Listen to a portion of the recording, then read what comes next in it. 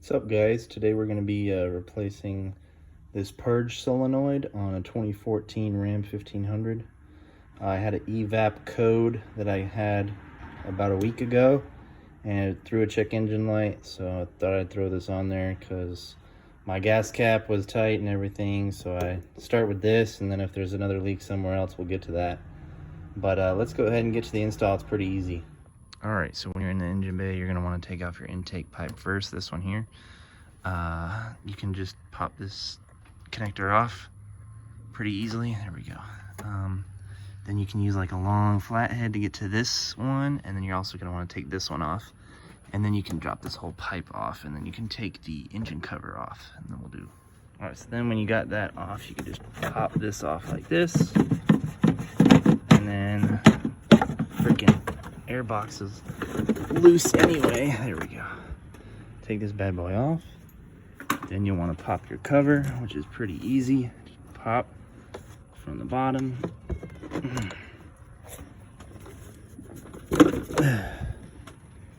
Pop that up.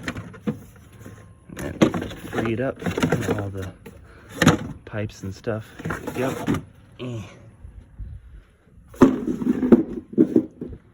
Alright, so now that we're in, you can see that it is right here.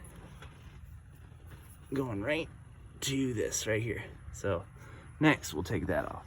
Alright, so once you get it off of its mounting bracket right here, it just slides on.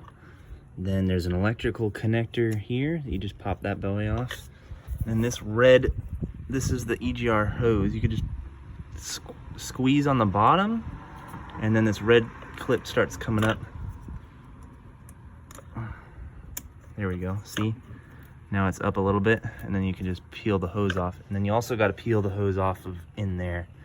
Just pop it up. All right, so once you got everything off, simply just replace it. Throw that bad boy out. All right, so then you got the new one right in there. And then I usually like to wipe off this slider. Some people put like silicone lubricant and stuff like that. You can do that too if you have some. And then just slide it on right here. Boom. And then you connect this hose and your electrical connector, and you're done. Then put everything back together and you're all set. Pretty easy, 5-minute install. And there you go, boom, you're done. Now you can go ahead and clear your codes and make sure it works. Thanks for watching.